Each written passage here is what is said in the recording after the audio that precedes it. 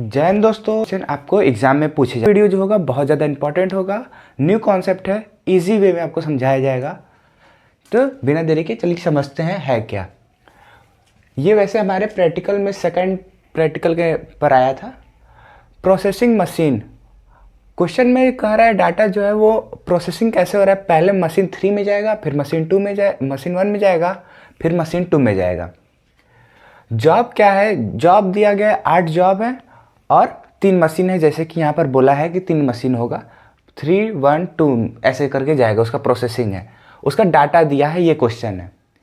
इस क्वेश्चन में कह रहा है क्या क्या निकालना है, ऑप्टिमम जॉब निकालना है, उसका सीक्वेंस, साथ में स्लैप टाइम बताया जाएगा आपको क्या होता है। साथ साथ आपको ये भी पूछा गया है कि उसका आइडल टाइम क्या होगा हर एक मशीन के लिए। पॉइंट टू पॉइंट बात किया जाएगा सीधा।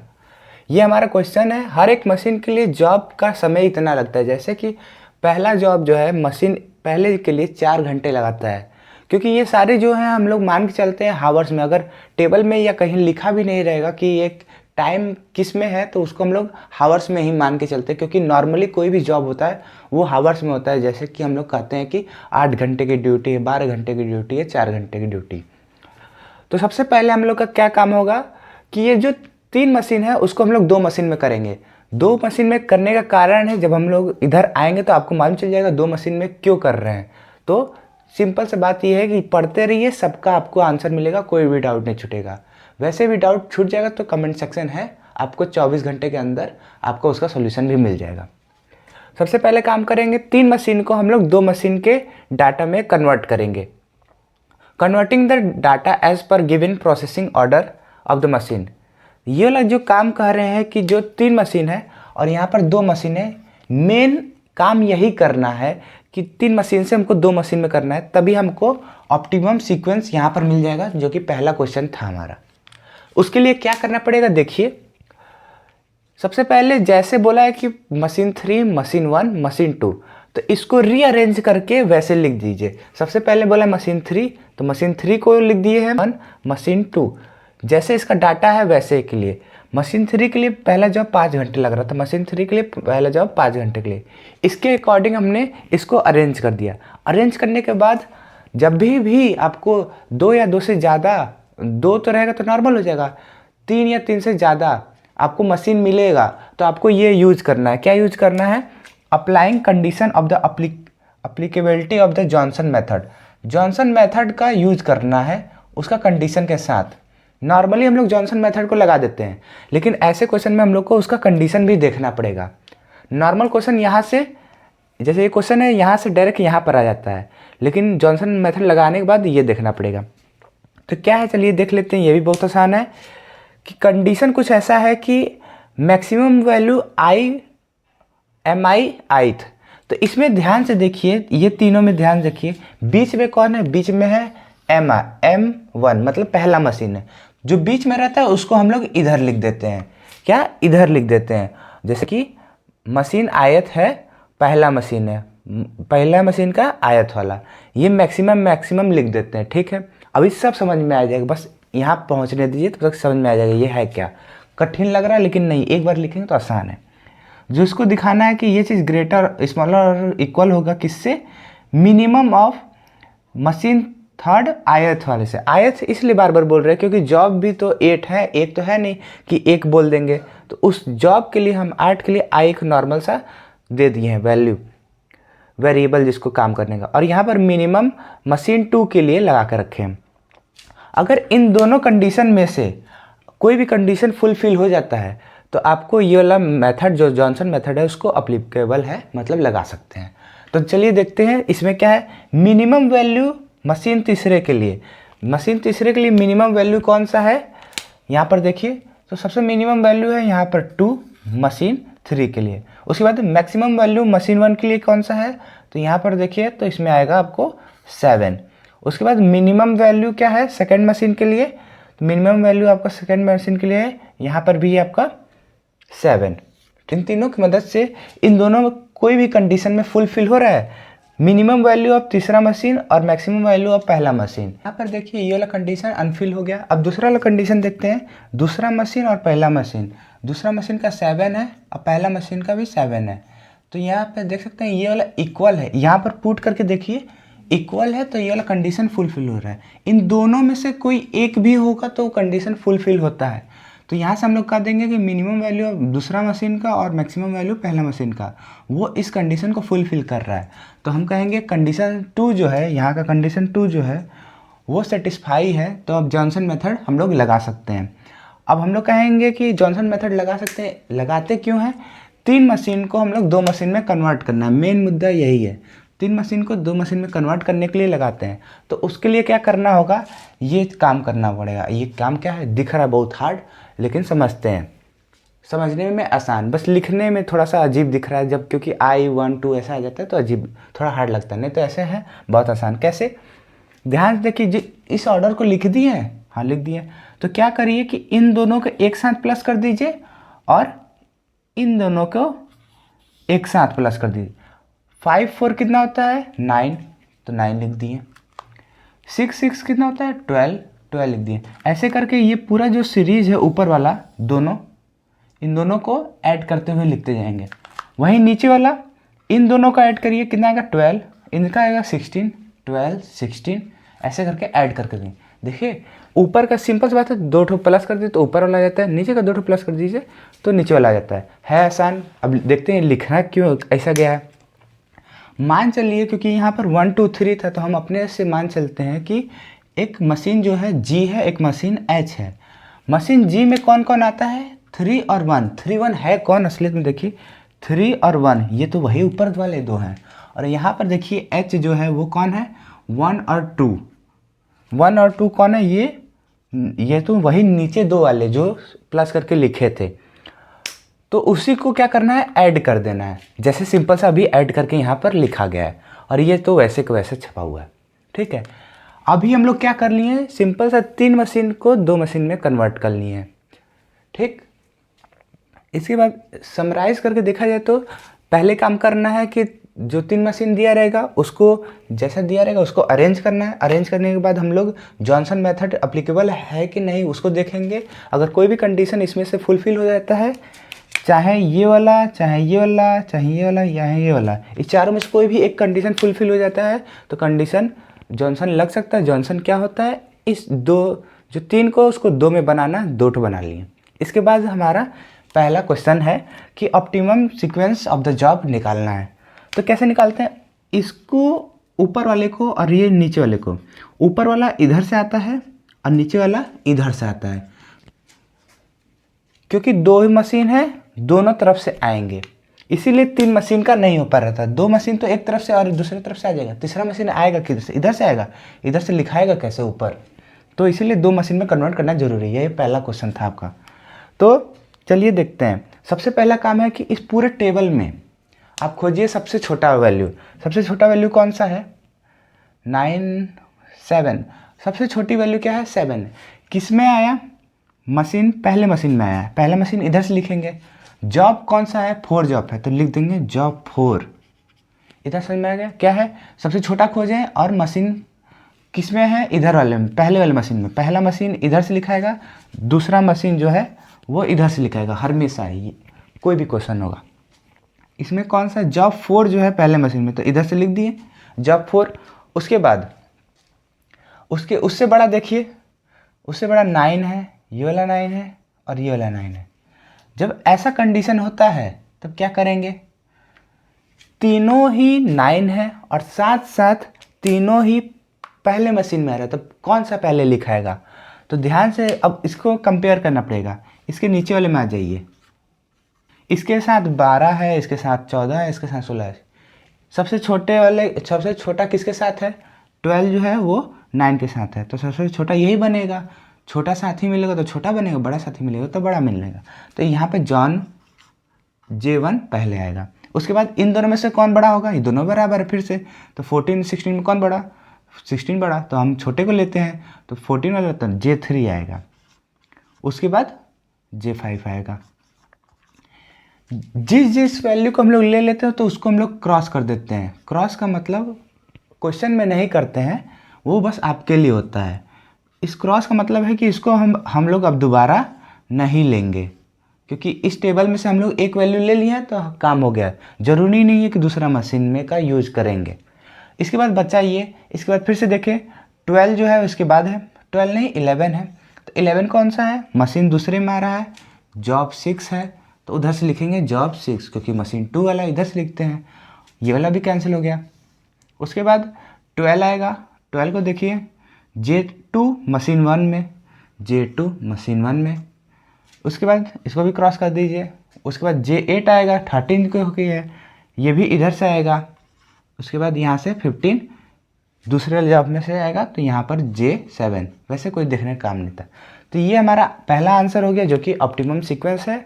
उसके बाद अब हम लोग टाइम चार्ट को बनाते हैं जो कि बहुत ज़्यादा इंपॉर्टेंट है, उसी से हम लोग को मार्क्स मिलता है। ये तो टाइम चार्ट है, पहली बात तो यही, इसी पे मेन मार्क्स मिलता है, और वो तो समराइज़ करके आंसर लिखेंगे तो वो मिलेगा ही मिलेगा। 3 1 2 इसको लिख देना है। बहुत सारे बच्चे इसको नॉर्मल लिखते हैं 1 2 3, जो कि गलत होता है और आंसर भी गलत आता है। तो मैंने क्या किया है, इन आउट आइडल सबके लिए सेम चीज़ लिखते गया। इन आउट आइडल, इन का मतलब मशीन के अंदर कब जाता है सामान, या जॉब कब हो रहा है स्टार्टिंग, आउट मतलब उस मशीन से कितना निकला, कितने समय बाद निकला, और आइडल जो है वो कितना समय तक मशीन खाली के लिए था। उस ऑप्टिमम सीक्वेंस को मैंने यहाँ पर लिख दिया है।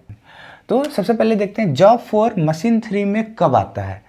ये भी एक एग्जप्शन है कि जब भी मशीन जितना भी होगा, अगर ऑन होता है तो पूरा ही ऑन हो जाएगा, अगर ऑफ होता है तो पूरा ही ऑफ हो जाएगा। ये एग्जप्शन है, ये कंपनी में चलती है। ऐसा नहीं होता है कि इस मशीन का काम है तो इस मशीन को ऑन करते हैं और सारे को बंद रखते हैं, ऐसा नहीं होता है।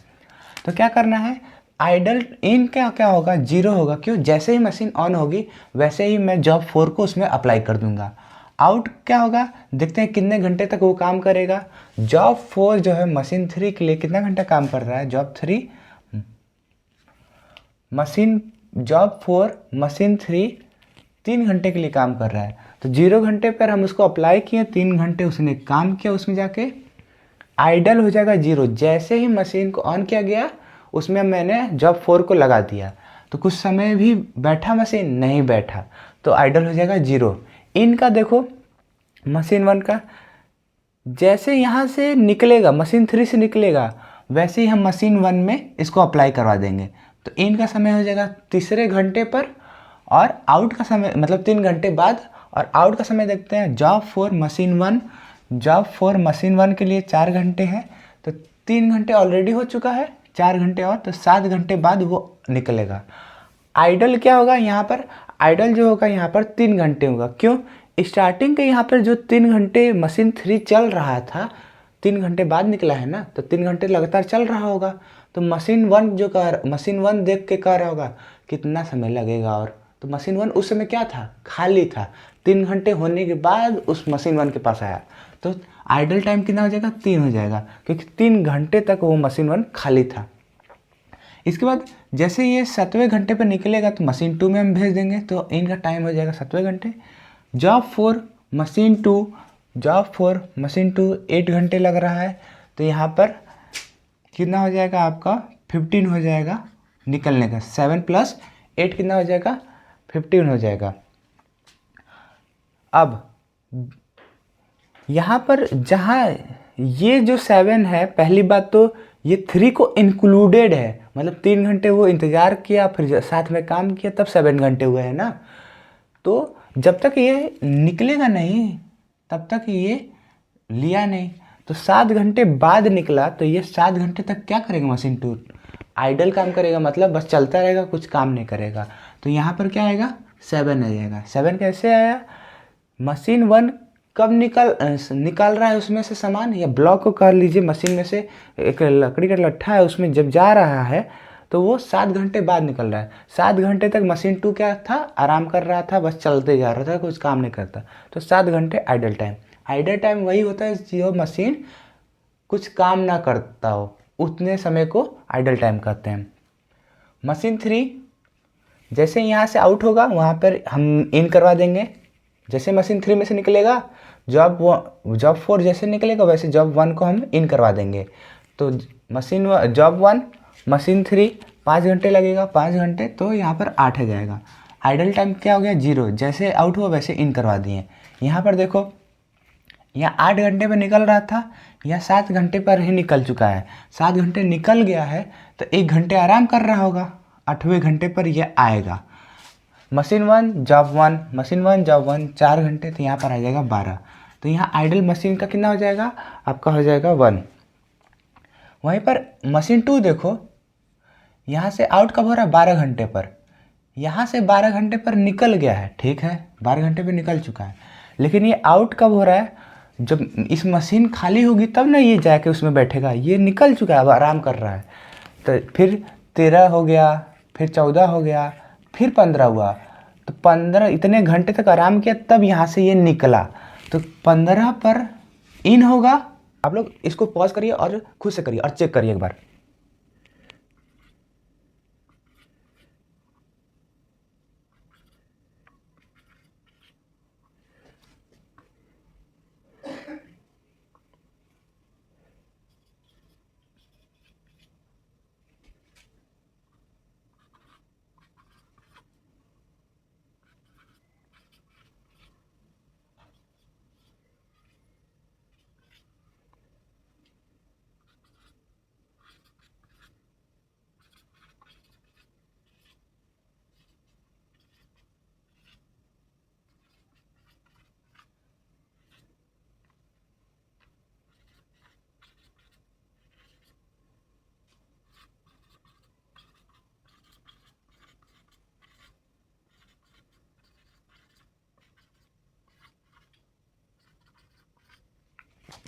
लास्ट वाले को कर लेते हैं।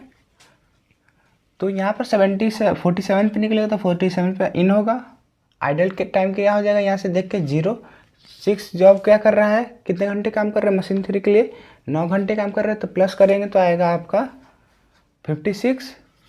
यहाँ 53 पर खाली होकर निकल चुका है, तो यहाँ 56 पर आएगा। तो कितने घंटे तक आराम किया, तो यहाँ आराम करेगा आपका 3 घंटे तक आराम किया।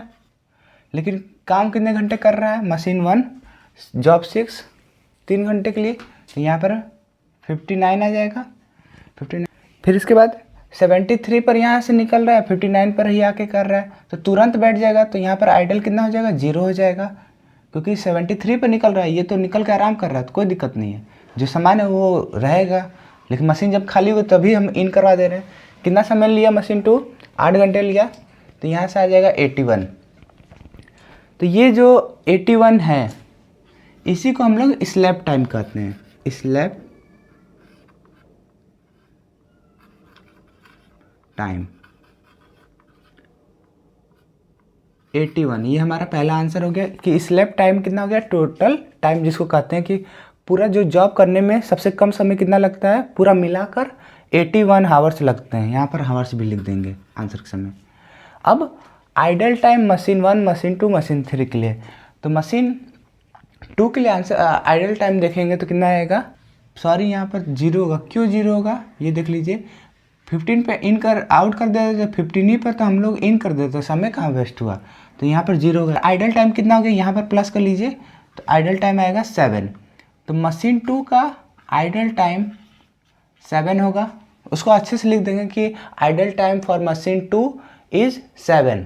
अब मशीन 1 का देखिए, इस मशीन 1 के लिए क्या है, 3 + 1 + 2 + 13 + 3, ये तो ये आइडल टाइम है। लेकिन ये क्या कहा था कि जब मशीन चल रहा होगा तो सारा चलेगा, बंद होगा तो सब बंद होगा। जैसे स्टार्टिंग में हुआ था वैसे एंड में भी होगा। लास्ट वाला मशीन काम कर रहा होगा, लेकिन ये सारे मशीन भी, ये मशीन जो है काम कर रहा होगा, लेकिन ये मशीन भी तो ऑन होंगी, तो वो आइडल टाइम उसका भी तो एक्स्ट्रा जाएगा। तो एक्स्ट्रा निकालने के लिए ये वाले और ये वाले को माइनस कर देते हैं, जो कब निकला है और कब तक मशीन चल रहा था।